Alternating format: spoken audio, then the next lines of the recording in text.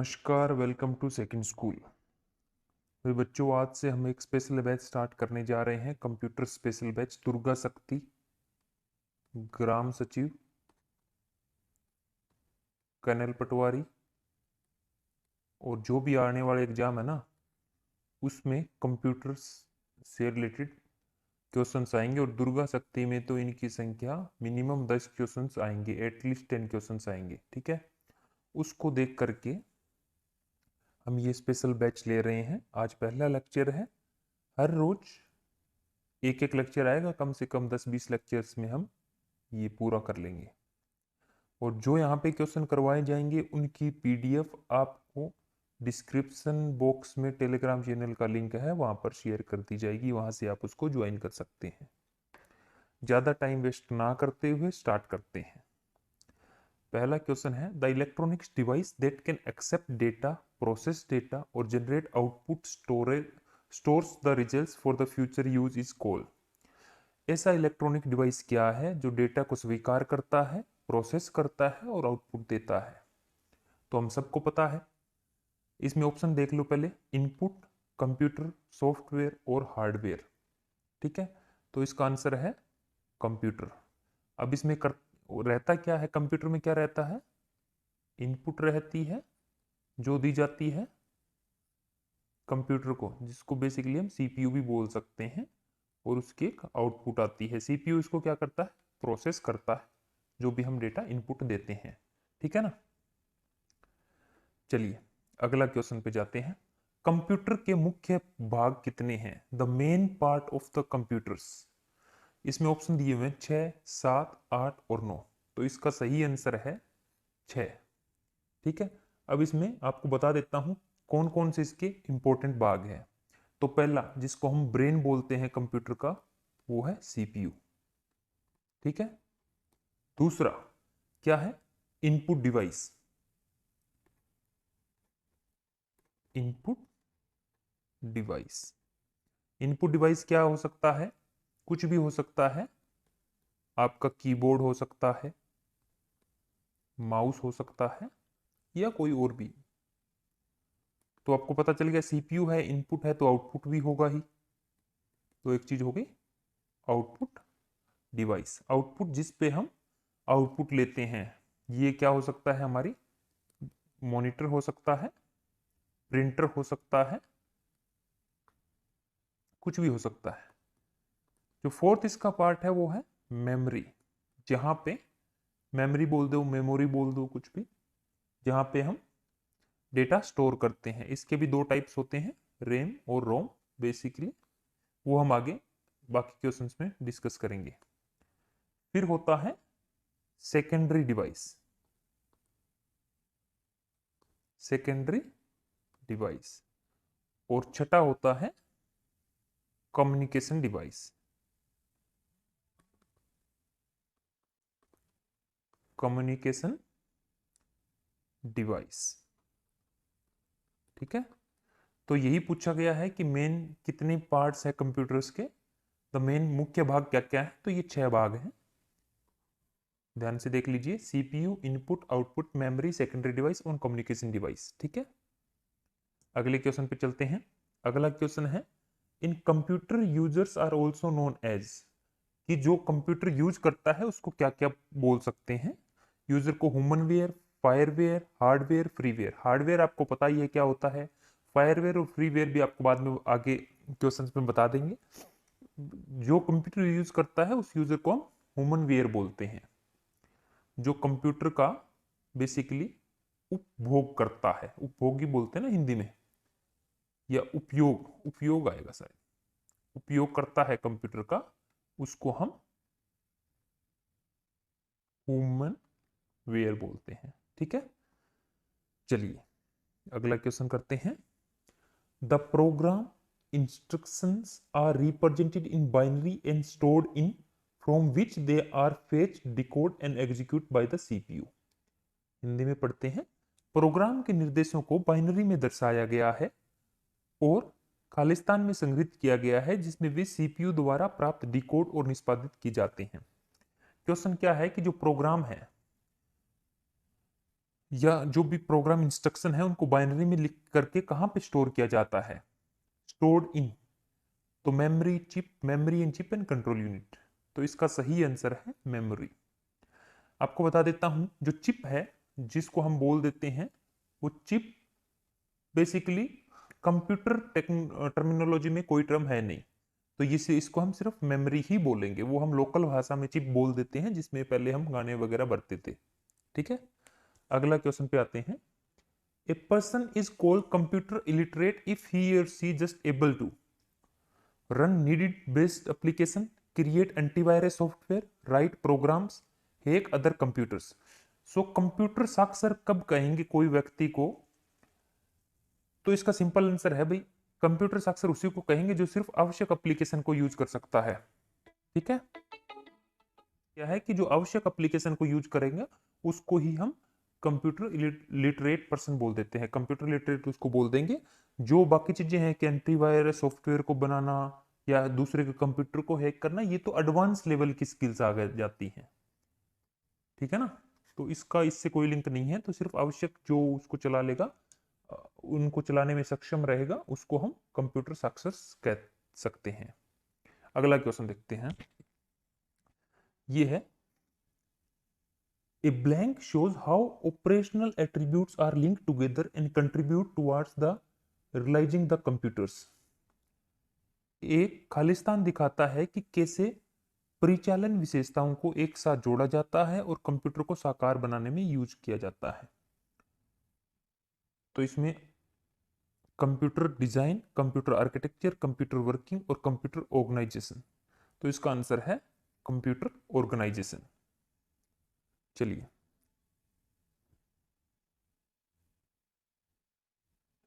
अगला क्वेश्चन करते हैं। A blank is the conceptual design in the fundamental operation structure of a computer system. ठीक है, तो इसमें पूछा गया है कि एक कंप्यूटर सिस्टम के वैचारिक डिजाइन और मौलिक परिचालन को क्या कहते हैं? मौलिक परिचालन संरचना को क्या कहते हैं? तो इसको कंप्यूटर आर्किटेक्चर कहते हैं। कंप्यूटर आर्किटेक्चर ही उसका कंसेप्चुअल डिजाइन रहता है और फंडामेंटल स्ट्रक्चर रहता है। ठीक है, चलिए अगला क्वेश्चन देखते हैं। ये है which material is use to manufacture computer chips. जो कंप्यूटर में चिप्स रहती है ना, उनको बनाने के लिए कौन सा मटेरियल यूज करते हैं? सिल्वर, लोहा, सोना। सोना तो ऑब्वियस सी बात है कि इतनी ज्यादा चिप्स रहती है, एक कंप्यूटर में बहुत सारी चिप्स रहती हैं, आईसीज रहती हैं। इनको चिप को बेसिकली, इसका सही वर्ड रहता है आईसी, इंटीग्रेटेड सर्किट्स। ठीक है ना, तो इसमें ये बनाने के लिए हम सेमीकंडक्टर का यूज करते हैं। किस चीज का यूज करते हैं? सेमीकंडक्टर का यूज करते हैं। सेमीकंडक्टर क्या रहता है, ये ज्यादा डीप हो जाएगा, लेकिन कंडक्टर, सेमीकंडक्टर और इंसुलेटर आपने पढ़ी होगी साइंस के अंदर, जो अगर आपने थोड़ी बहुत तैयारी की है तो। Conductor, then semiconductor and the third one is the insulator. ये मटेरियल की क्लासिफिकेशंस रहती है। चलिए नेक्स्ट करते हैं। Which of the following is a fourth generation computer programming language. चौथी पीढ़ी की प्रोग्रामिंग लैंग्वेज कौन सी है? ऑप्शन दिया हुआ है सी, बेसिक्स, एसक्यूएल और द मर्क्यूरी। तो इसके अंदर एसक्यूएल है ना, ये है चौथी पीढ़ी की programming language, fourth generation language है ये। एसक्यूएल है क्या? ये जो हमारा डेटाबेस रहता है, कंप्यूटर की एक टर्मिनोलॉजी है जिस डेटाबेस, तो वहां पे डेटाबेस को मैनेज करने के लिए, उसको डेटाबेस को मैनेज करने के लिए हम एसक्यूएल लैंग्वेज का यूज करते हैं। ठीक है, चलिए अगला क्वेश्चन देखते हैं। Process data is known as. Process data को क्या कहते हैं? डेटा, इंफॉर्मेशन, नॉलेज और एनालिसिस। तो आपको बता देते हैं, प्रोसेस डेटा को इंफॉर्मेशन कहते हैं। इसका कोई भी आप एग्जांपल ले सकते हैं। डेटा क्या है?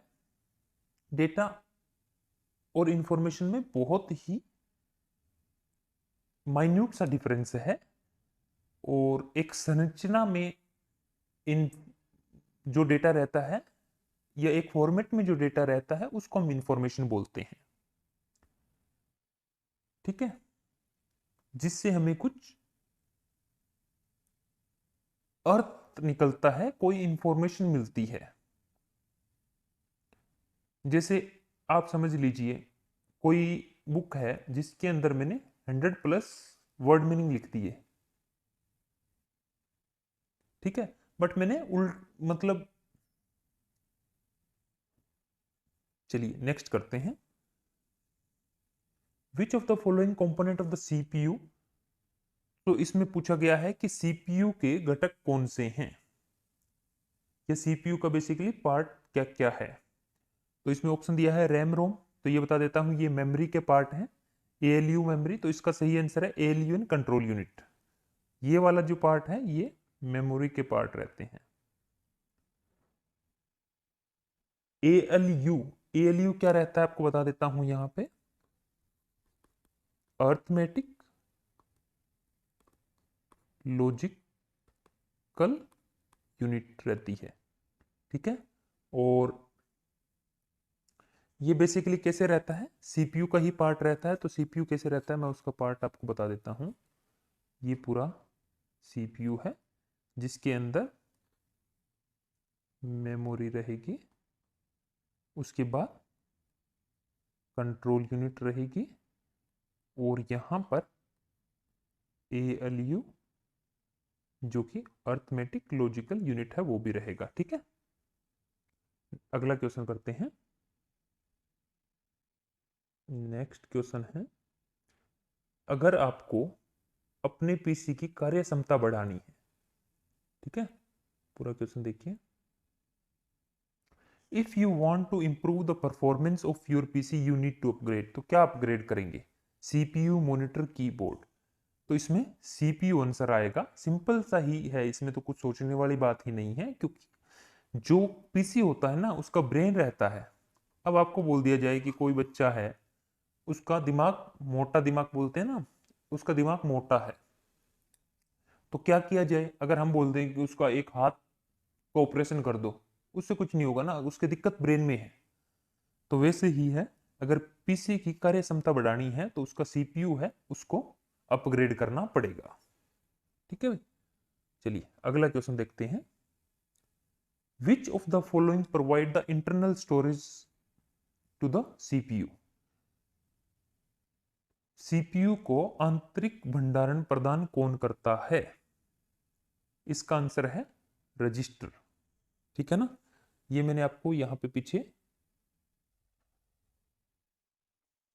बताया नहीं था क्या, ओके। तो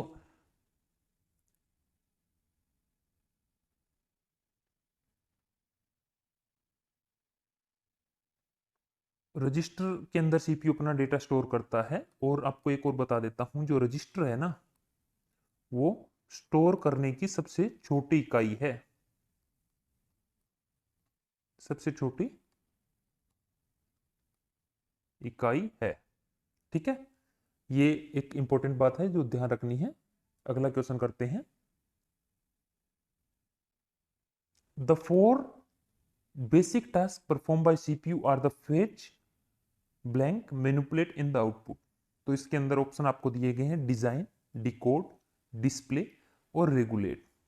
तो इसमें डिकोड इसका सही आंसर है। जो इसका बेसिक टास्क इसके रहते हैं, डेटा को फेच किया जाता है, फिर डिकोड किया जाता है, फिर उसमें कुछ चेंजेस करने हैं जिसको मैनिपुलेट बोलते हैं, मैनिपुलेट किया जाता है, और फिर उसका आउटपुट आता है। ठीक है, ये किसके 4 बेसिक स्टेप्स रहते हैं। नेक्स्ट है identify the correct stage of the data processing cycle. तो आपको बता देते हैं, डेटा प्रोसेसिंग साइकिल रहता है, उसके अंदर पूछा गया है। तो इसका, इसमें इनपुट, आउटपुट, प्रोसेसिंग और स्टोरेज, तो ये 4 ऑप्शन है। इसमें से आपको बता देते हैं, सबसे पहले डेटा प्रोसेसिंग के लिए आपको इनपुट चाहिए, इनपुट के बाद उसको प्रोसेस करना है, तो नेक्स्ट स्टेप उसका प्रोसेसिंग रहेगा। प्रोसेस के बाद आपको उसको आउटपुट स्टेज रहेगी, और लास्ट रहेगा वो स्टोरेज रहेगी।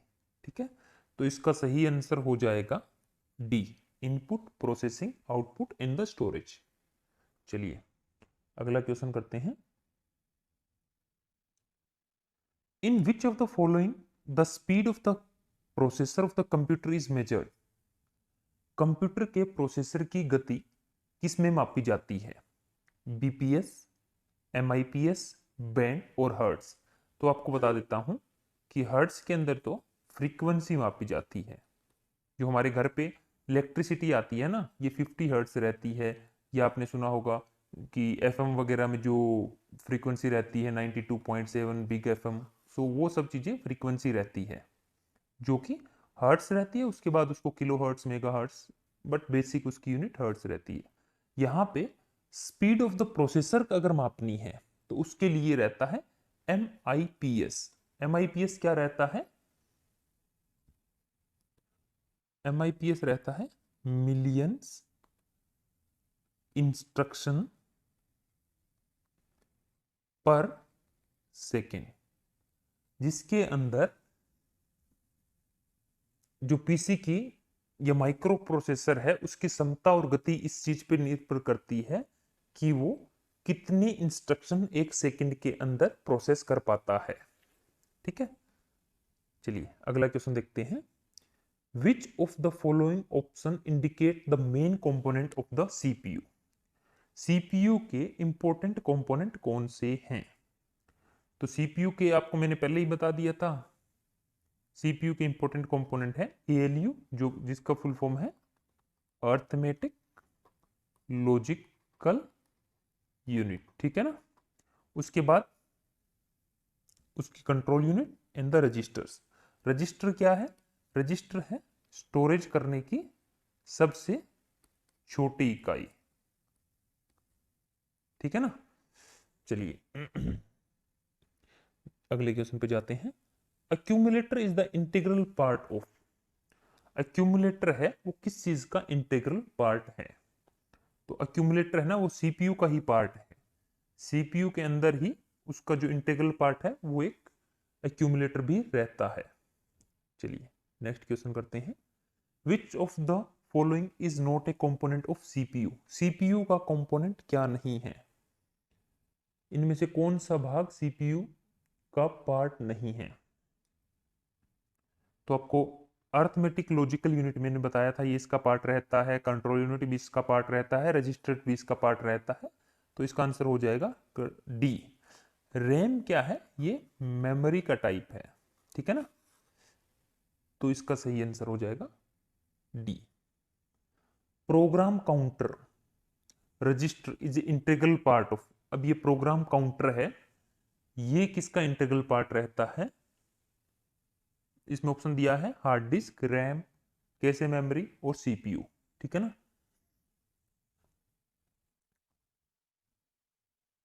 तो प्रोग्राम काउंटर है जिसको हम पीसी बोलते हैं, ये कैशे मेमोरी का पार्ट रहता है। प्रोग्राम काउंटर में क्या रहता है कि जो नेक्स्ट इंस्ट्रक्शन है या नेक्स्ट जो काम रहेगा क्या करना है उसका एड्रेस स्टोर रहता है। थोड़ा सा ज्यादा टेक्निकल हो गया, लेकिन एक दो क्वेश्चन आप इसे देख सकते हैं। अगर आप कंप्यूटर बैकग्राउंड से हैं तो आप समझ रहे होंगे प्रोग्राम काउंटर का क्या काम है। चलिए अगला क्वेश्चन करते हैं। Which of the following memory is directly accessible bye the CPU. तो सीपीयू किस चीज को डायरेक्टली एक्सेसिबल कर सकता है? वो है रैम। रैम का फुल फॉर्म क्या होता है? Random access memory. ठीक है ना, चलिए नेक्स्ट क्वेश्चन करते हैं। उच्च क्षमता वाले micro processor Pentium, Pentium pro, Pentium 2 and 3 और पेंटियम 2, या इनमें से सभी। तो इसका सही आंसर है डी। आपको बता देते हैं पेंटियम है वो एक माइक्रो प्रोसेसर है। पेंटियम क्या है? माइक्रो प्रोसेसर है, और जो कि इंटेल इंटेल कंपनी है जिसने इसे 1993 के अंदर लॉन्च किया था। ठीक है, पेंटियम प्रोसेसर एटम और सेलेरॉन से ऊपर आजकल क्या आते हैं, आजकल dual core i3, i5, i7 इन सबसे थोड़ा नीचे रहता है। इंटेल ने पेंटियम को माइक्रो आर्किटेक्चर को डेवलप किया था और उस क्षमता वाले पेंटियम प्रो, जो पेंटियम प्रो है ये आया था पेंटियम प्रो है ये आया था 1995 के अंदर, ठीक है। और उसके बाद पेंटियम 2 एंड पेंटियम 3, तो पेंटियम बेसिकली उच्च क्षमता वाला हम बोल सकते हैं माइक्रो प्रोसेसर है, ठीक है। चलिए अगला करते हैं।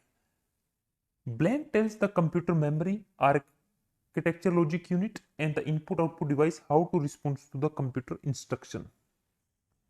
तो ये कौन बताता है? स्टोरेज यूनिट में हमें पता है स्टोर करना है, इनपुट देने के लिए कंट्रोल यूनिट है ना, वो बताता है कि क्या करना है। तो यहां पे आ जाएगा control unit tells the computers memory arithmetic logic unit and the input and output device how to respond to the program's instruction, ठीक है। चलिए अगला क्वेश्चन करते हैं। Which of the following is A input device. अब इसमें से input device क्या है? माउस हमें पता है इनपुट देते हैं, कीबोर्ड भी इनपुट है, तो स्कैनर अगर किसी को नहीं भी पता है तो ऑब्वियस सी बात है, और कोई ऑप्शन दिया नहीं है तो ऑल द अबव तो होना ही है, तो स्कैनर भी है और ऑल द, तो इसमें सही आंसर हो जाएगा डी, ठीक है ना। चलिए अभी हम लास्ट क्वेश्चन करते हैं आज का। The device that convert a physical image into A digital one.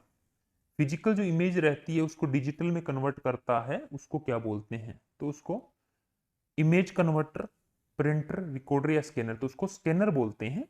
Scanner आपने सुना होगा ना कि कोई भी फोटो स्कैन करते हैं, या आजकल तो जो ऑनलाइन एग्जाम देते हैं तो उसकी जो आपकी